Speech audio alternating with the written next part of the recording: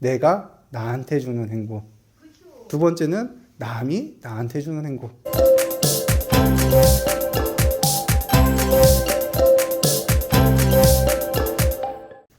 드디어 마지막인 육바라밀 중에 마지막인 지혜바라밀을 말씀드릴 차례가 왔습니다.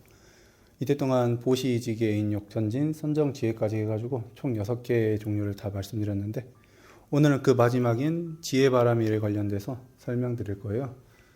지혜바라밀은 우선 사전적인 정의로, 우선 육바라밀에서 중생은 제도하기 위한 여러 가지 방편들 중에 한 가지로 아직 근기가 부족하여 받아들이지 못한 분들을 위해 말씀해준 방편 중에 하나입니다. 지혜바라밀 같은 경우에는 반야바라밀이라고도 불리며 모든 사물이나 이치에 밝게 꿰뚫어 보는 깊은 지혜를 말하면서 지혜와 지식은 다른 것을 말합니다. 반야바라밀은 부처님이 체득한 진리 그 자체를 말하는 것입니다. 즉 지혜는 부처님이 체득한 진리를 말하는 것입니다. 이에 관하여 오늘 이야기할 것은 연기법에 관련돼서 지혜바라밀을 설명해 드릴 거예요.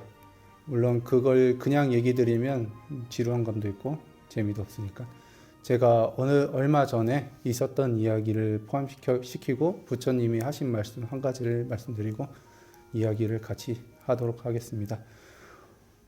오늘 말씀드릴 이야기는 얼마 전에 12일 정도에 제가 학교에서 지하철 타고 돌아오는 길에 어느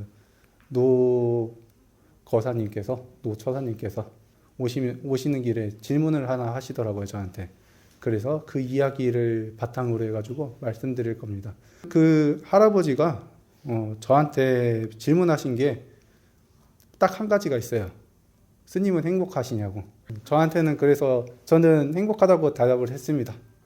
그랬더니 이제 그 할아버지께서 하신 말씀이 그럼 행복이냐 무엇이냐고 말씀을 하셨어요. 근데 할아버지가 말씀을 하시는 게 그 말투가 있지 않습니까? 그 이상한 분들은 막 딱 느낌이 오는 그 뭔가 이상한 것들. 근데 이 할아버지가 이미 화가 나 있어. 모르겠는데요. 이미 화가 나 있었어요. 질문할 때부터. 그 행복하십니까? 까지는 괜찮았는데 행복하다고 하니까 갑자기 화가 나시더라고요. 네. 그래가지고 소리를 지르기 시작했었는데 왜 행복하냐고, 행복이 뭐냐는 식으로. 그래가지고 저는 반대로 물어봤습니다. 행복이 무엇이라고 생각하냐고, 본인은. 살아있는 자체가 행복하다고 할 수도 있죠. 근데 이제 어떻게 행복해야 되냐, 행복이란 무엇이냐, 이렇게 하면 이제 그거에 대한 답변이 안 될 것 같습니다. 우선은 사람마다 그거에 대한 답변도 다르고 어떻게 해야 되는 거라 다 다르고, 그 다음에 그 행복이란 단어 자체가 저희가 얻고 싶은 것, 하고 싶은 것, 그 다음에 느끼는 바, 감정, 이런 것들이 전부 다 포함되어 있는 거기 때문에 제가 사람마다 다 다르고 저하고 그분하고는 다른 사람이고, 거기다가 그분을 처음 만난 분이고 그분하고 이야기를 해본 것도 아니고 아무것도 안 해본 상태에서 그분이 자기에 대한 행복을 말을 해달라고 하니까 답을 못 하잖아요. 당연히 아무것도 모르는데, 이름조차도 모르는데, 하다못해 나이도 모르고 아무것도 모르는데. 그래서 질문을 드렸던 게, 여기서도 똑같이 질문을 드릴 건데 답변은 안 하셔도 돼요. 예, 하셔도 되고 안 하셔도 돼요. 제 앞에 계신 분은 행복하십니까? 그러면 그 행복은 어떤 행복이라고 생각하시나요? 행복이란 무엇이라고 생각하나요? 왜 지금 행복하다고 하면 그 행복은 왜 행복한 것인가? 어떤 걸로 인해서 행복이란 들어온 것인가? 이거에 대한 행복을 자세하게 한번 생각을 해보세요라고 질문을 드리고 싶어요. 물론 그분한테도 드렸고요. 부처님 앞에 와서도 이 법문을 들는 자체가 행복한 그 자체지요. 이것도 못 들은 사람 있잖아요. 근데 그렇게 보면 부처님을 만나야만 행복하나요? 그건 아니잖아요. 행복이라는 것은 본인이 어떻게 행동하냐, 이거랑 뭐 이런 거에 다 포함되어 있기 때문에 이 행복 같은 경우는 본인이 지금 현재 행복한지를 먼저 찾아보시고, 그 행복을 왜 행복한지를 찾아보시고, 그 행복이 어디서 왔는지를 한번 돌아보신 후에 그 행복에 대한 것을 내가 왜 행복이라고 생각을 하고 있는지, 그것을 한번 생각을 해보라고 말씀드리는 겁니다. 그냥 내가 부처님을 믿고 와서 이 말씀을 듣고 있어서 행복합니다. 물론 그것도 근기에 맞아요. 이제 그거 같은 경우는 부처님을 그냥 일심으로 믿고 행복하는 그런 수행의 단계라고 볼 수 있는 거지만 이제 그 다른 단계도 있기 때문에 부처님에 대한 말씀을 듣고 그거를 의심하고 해석을 하고 이게 맞나 아닌가 찾아보고 의심하는 그 단계를 하면서 공부를 하는 단계도 있기 때문에 그거에 대한 생각을 한번 해보라고 질문을 드린 것입니다. 다시 돌아와서 그걸 말하고 이제 그 할아버지께서 화를 내면서 그냥 가셨어요. 답변을 안 하셨어. 그분에 대한 행복을 제가 못 들었어요. 네. 그렇기 때문에 저도 뭐 따로 할 말도 없고 그분도 가셨기 때문에 대답을 할 사람도 없어. 그렇기 때문에 그냥 저도 가던 길을 갔습니다. 그러면서 저는 행복이라는 것에 제 나름대로 생각을 했기 때문에 이제 그거에 대한 생각을 했잖아요. 우선은 어떤 대답이 나왔건 저도 대답을 해야 됐기 때문에 생각을 하니까. 그래서 생각한 게 아까 말했듯이 행복이라는 것은 나와 남이 다르시지 나와 남의 기준이 다르고 그에 따라 그 행복 자체도 다르게 느껴집니다. 그리하여 저의 행복을 묻는 것이 아닌 본인의 행복을 묻는 거면 제가 어떻게 알겠습니다. 하물며 본인도 몰라서 화를 내고 있으면서 저한테 물어보면 어떻게 제가 대답을 할까요? 라고 말을 하려고 준비를 했었어요. 말을 못했어. 제가 말을 못했어. 그냥 가버렸었어. 네. 그래서 왜냐면 행복하다 했으니까 속이 되게 상한 거지. 자기는 행복. 본인은 화를 나는데 나는 행복하다고 하니까 남들은 행복한데 나는 왜 불행할까 이러고 있는 거예요. 그렇게 생각하면 힘들어요, 세상이. 근데 내가 방금 말했듯이 질문에 대한 답변을 생각을 하고 왜 행복이 나오는지를 알고 그거에 대한 이제 뿌리를 알았잖아요. 그러면 이제 어떤 고통이든 간에 그 뿌리로 해가지고 다시 그것을 행복을 찾을 수 있어요. 그 고통에서도 어떤 고통에서든 간에 하다못해 나를 공격하시는 분들 앞에서도 행복할 수가 있습니다. 그것을 공격을 해주는 이유가 무엇이냐를 찾아보면 됩니다. 공격을 해주는 것도 관심이거든요. 관심이 없으면 공격을 안 합니다. 예, 상대방이 나를 좋아해야 공격을 해요. 나를 좋아해줘서 감사합니다 하면 됩니다. 예, 하다못해 상대방이 너 이것 때문에 싫어라고 하면 반대로 그것을 행하면 상대방이 좋아해주는 거예요. 얼마나 감사한 일입니까?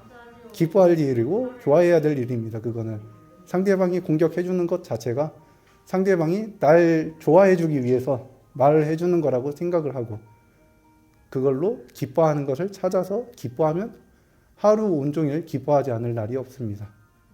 매일, 매월, 매년, 매 시간마다, 매 초마다 기뻐할 수밖에 없어요. 화를 나시는 분들은 그걸 한번 생각해보고 내 뿌리가 지금 기뻐한다면 기쁨의 그 뿌리가 어디서 나오는지 어떻게 기뻐하는지 왜 기뻐하는지를 찾아보시고 그 기뻐해야 되는 것을 생각을 계속 잃어버리지 않으시고 매 순간 되돌아보면서 기쁨을 찾아보시기 바랍니다. 그리고 제가 기쁨이라는 것은 저 같은 경우에 두 가지로 나누고 있어요. 행복이라는 것을 두 가지로 나누고 있는 이유가 최대한 자세하게 알고 있어야 그 기쁨을 최대한 오래 가지고 있을 수 있고 그거에 대해서 누가 질문을 해도 답변을 할 수도 있고 어떤 일이 있어도 내가 행복하다라고 말을 할 수가 있는 거예요. 그러면 그 두 가지를 어떤 기준으로 했는지 한번 혹시 아시나 해서 한번 질문 한번 드려봐도 될까요? 행복은 반대 불행이니까 불행을 치우고 행복하다는 생각을 하면은 자기가 다 행복한 거지. 자기 마음이 꼬여서 불행한 거지.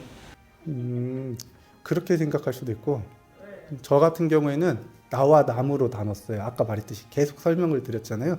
계속 힌트를 준 거예요.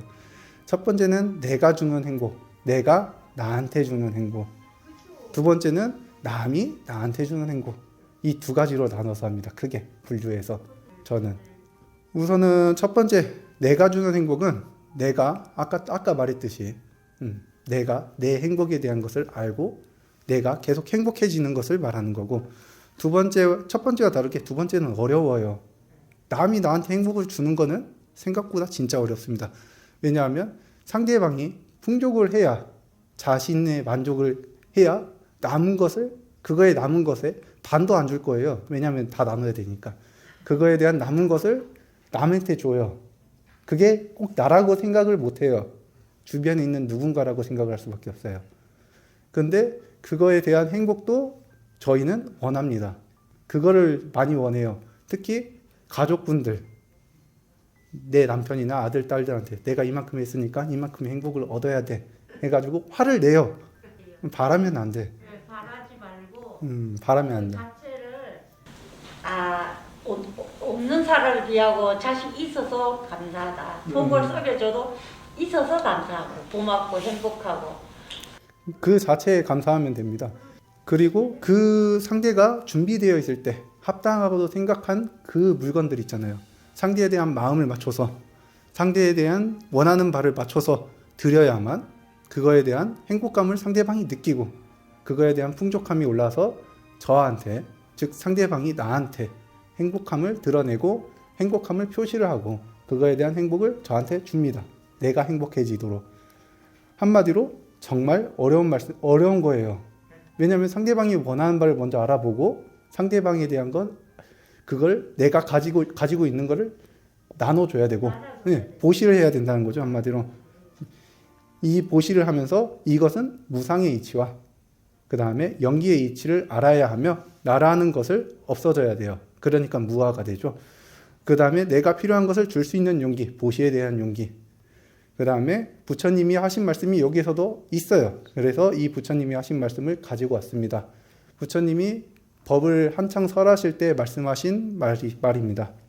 설법을 계속하면서 하나의 법도 설한 바가 없다고 말씀을 하신 바가 있어요.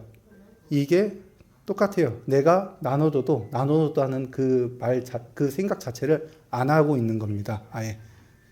이와 같이 부처님이 말씀하신 것처럼 저희는 무아를 알고 그것으로 인한 인과인 연기법을 생각을 하면서 저희는 행복을 상대방한테 받을 자격이 그때서야 생기는 겁니다. 이와 같이 남에게 보시를 하면 남을 기쁘게 하고 남을 풍족하게 하면서 내가 준 것이 없다라는 것을 알고 남에게 원한 바를 없애버린다면 그때서야 얻는 것이 자격입니다. 행복을 그때 받는 게 아니라 자격을 받는 거예요. 그때서야.